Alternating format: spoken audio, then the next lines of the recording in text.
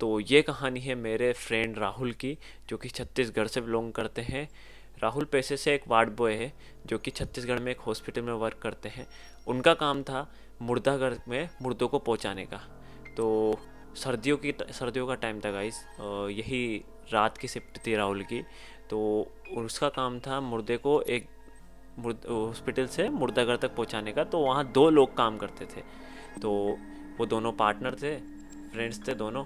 तो उस दिन मतलब 8 बजे करीब उसके पार्टनर है, राहुल का पार्टनर, उसके घर से फ़ोन आता है। तो वो जल्दी चला जाता है। अब राहुल का काम था कि अकेले उसको मुर्दाघर तक मुर्दे लेके जाने हैं। तो डॉक्टर का, सीनियर डॉक्टर है, उसका फ़ोन आता है रात को लगभग 12 बजे करीब। तो 12:30 का टाइम हो जाता है। तो राहुल जाता है। उसका उसको था कि एक सीनियर पर्सन की डेड बॉडी होती है, उसको मुर्दाघर तक पहुंचाना है। तो मुर्दाघर गाइस हॉस्पिटल से थोड़ा दूर होता है।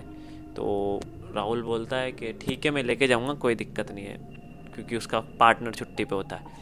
तो राहुल लेके जाता है। अब वो जैसे मुर्दाघर पहुंचता है, तो जो मुर्दा था उसकी पूरी फाइल उसके ऊपर पड़ी हुई रहती है, हर मुर्दे की उसके ऊपर पड़ी रहती थी। तो राहुल वहाँ जाके उसका नाम चेक करके उसके हिसाब से उस पर प्लेट लगा देता था।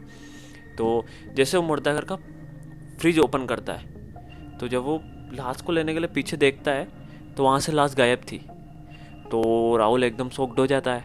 अब वो इधर उधर सोचने लगता है कि यार, मैं लेके तो आया था, ट्रॉली भी बहुत भारी चल रही थी, तो ऐसे कैसे हो सकता है। फिर वो सोचता है कि शायद मैं नहीं लेके आया हूँ। उसके अजीब व गरीब ख्यालात आने लगते हैं माइंड में।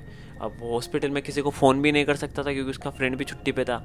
और डॉक्टर से बोलेंगे तो उसको प्रॉब्लम आ सकती, उसकी जॉब छूट सकती, इसलिए राहुल ने डायरेक्टली फ़ोन भी नहीं किया। तो अब ऐसा हुआ, तो राहुल बाहर आने लगा। तो जैसे बाहर आने लगा, उसने सामने एक आदमी को देखा। तो उसने आदमी से पूछा कि वो भी मतलब थोड़ा एजेड था। तो उससे पूछा कि भैया, आपका नाम क्या है, आपने किसी कुछ देखा क्या, यहाँ पर कोई डेड बॉडी वगैरह या कुछ गिरा हुआ था क्या। तो वो उसका नाम रामचरण था। तो रामचरण बोलता है कि नहीं यार, ऐसा तो कुछ नहीं था भैया। तो मैं भी बहुत अभी 5 या 10 मिनट से इधर खड़ा हुआ हूँ, मुझे कुछ नहीं दिखा। तो उसने बोला, उस रामचरण ने राहुल से पूछा कि भाई क्या हो गया, क्यों, क्या पूछ रहे हो, ऐसे क्यों पूछ रहे हो। तो राहुल ने उसको सारी बात बताई। वो बोलता है कि चलो ठीक है, मैं तुम्हारे साथ चलता हूँ, हम चलते हैं हॉस्पिटल में, मैं भी चलता हूँ वहाँ तक, अगर तुम्हारी मदद कर देता हूँ, क्योंकि डॉक्टर मेरे जान पहचान के हैं वहाँ पर, तो मैं बात कर लूँगा। तो राहुल थोड़ा ठीक होता है। अब वो दोनों हॉस्पिटल के लिए रवाना हो जाते हैं। अब हॉस्पिटल थोड़ा दूर था गाइस, लगभग 1 किलोमीटर, तो वहाँ तक उनको चल के जाना पड़ता था, क्योंकि उनके पास कोई सुविधा नहीं थी, गवर्नमेंट हॉस्पिटल था ना। तो वो रवाना हो जाते हैं। बात करते हुए जाते हैं। तो पूछता है रामचरण से, भैया तुम कहाँ थे। तो रामचरण बताता है कि मैं यहाँ नहीं रहता, मैं थोड़ा दूर रहता हूँ यहाँ से, 4 किलोमीटर दूर। तो वहाँ पर मैं अभी अभी यहाँ पर आया हूँ, मुझे ज़बरदस्ती भेजा गया है, मैं वहीं पर ही था। तो राहुल पूछता है क्यों ज़बरदस्ती भेजा है। तो बोलता है कि मैं कुछ नहीं, मैं सड़क से अपने घर के लिए जा रहा था, तो ऐसे एक गाड़ी वाले ने मेरे टक्कर मार दी, तो इस वजह से मुझे हॉस्पिटल आना पड़ा। तो राहुल देखता है, बोलता है नहीं, आप तो सही सलामत हो यार, आपके तो कहीं चोट का निशान भी नहीं दिख रहा है, आप तो बिल्कुल फिट हो। तो गाड़ी वाले ने टक्कर मारी तो आपके क्या हुआ। तो वो बोलता है कि नहीं, मुझे चोट तो लगी है, बहुत ज़्यादा ही लगी है, तो इसलिए मैं बता नहीं सकता, पर मुझे बहुत ज़्यादा ही चोट लगी। तो राहुल सोचता है कि मजाक कर रहा है, तो उसकी बात को सीरियसली नहीं लेके वो चले जाते हैं। अब राहुल हॉस्पिटल तक पहुंचता है, उसके बाद वो डॉक्टर से बात करने जाता है। तो डॉक्टर बिजी रहते, तो राहुल को मना कर देते हैं कि नहीं अभी नहीं, बाद में आओ। तो राहुल आ जाता है बाहर। अब वो बाहर बैठ के उससे बात करता रहता है। तो जो सीनियर आदमी था उसके साथ आया था रामचरण, वो उसको बोलता है कि ठीक है, एक काम करो, एक बार और हम मुर्दाघर के रास्ते तक चलते हैं, क्या पता हमने थोड़ा आगे नहीं देखा हो, हमने पीछे तक तो देखा, क्या पता आगे कुछ हो। तो राहुल सोचता है हाँ सही है, तो वापस जाने लगता है रामचरण के साथ। तो वो जब आधे रास्ते में आ जाता है, तो उसको हॉस्पिटल से फ़ोन आता है कि राहुल कहाँ पर हो तुम, अभी तक डेड बॉडी नहीं पहुँचाई क्या तुमने, ये वो। तो राहुल कहता है सर बस 5 मिनट दीजिए, मैं आ रहा हूँ।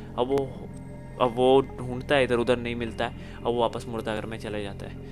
अब वो जो रामचरण था वो बाहर खड़ा हुआ रहता है, वो मुर्दाघर के अंदर रहता है, वो देख लेता है ट्रॉली लेके। अब राहुल को कुछ समझ में नहीं आता है। तो राहुल डायरेक्ट फ़ोन करके डॉक्टर को सारी बात बता देता है कि ऐसे ऐसे ऐसे मेरे डेड बॉडी गायब हो गई, पता नहीं क्या।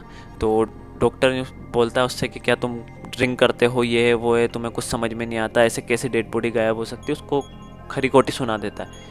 अब उसके बाद में डॉक्टर बोलता है कि वो पता है वो किसकी डेड बॉडी थी, यहाँ के जो बहुत बड़े नेता है उनके पिताजी की डेड बॉडी थी, रामचरण सर की डेड बॉडी थी वो। तो जब वो नाम सुनता है तो 1 मिनट के लिए उसके पैरों से ज़मीन खिसक जाती है। वो डॉक्टर से दोबारा पूछता है कि सर आपने नाम क्या बताया उनका? तो वो बोलता है रामचरण। तो राहुल एकदम शॉक्ड हो जाता है, और जब वो पीछे घूम के देखता है तो डेड बॉडी उसी पर स्ट्रेचर पे ही पड़ी हुई होती है। तो राहुल कुछ नहीं समझ में आता राहुल को, राहुल वहीं पर ही बेहोश हो जाता है। और जब डॉक्टर बोलता है उसको कोई रिस्पॉन्स नहीं मिलते तो वो वहाँ से किसी को भेजते हैं सिक्योरिटी गार्ड को, और सिक्योरिटी गार्ड जब आके देखते हैं तो राहुल बेहोश हुआ रहता है और डेड बॉडी स्ट्रेचर पे पड़ी हुई रहती है। उसके बाद उसको हॉस्पिटल लेके जाया जाता है, तो उसका चेकअप किया जाता है। तो ज़्यादा शौक के कारण राहुल बेहोश हो गया था, तो थोड़ी देर बाद उसको होश आता है। तो राहुल सीधा अपने घर जाता है। उसके बाद वो उस जॉब से रिजाइन दे देता है। तो उसके बाद से गाइस अगर उसकी तबीयत भी ख़राब होती है, उसका कोई भी रीज़न होता है, वो उस हॉस्पिटल में कभी नहीं जाता है, क्योंकि वो उसकी लाइफ का सबसे डेडली नाइट थी।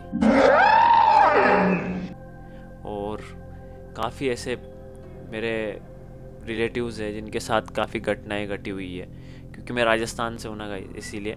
तो ऐसी दिलचस्प स्टोरी आपके लिए लाता रहूँगा। तो मेरे चैनल को सब्सक्राइब कीजिए, मेरी वीडियो को लाइक कीजिए, शेयर कीजिए, कमेंट कीजिए और बेल आइकन ज़रूर दबाइए। Thank you for watching my video.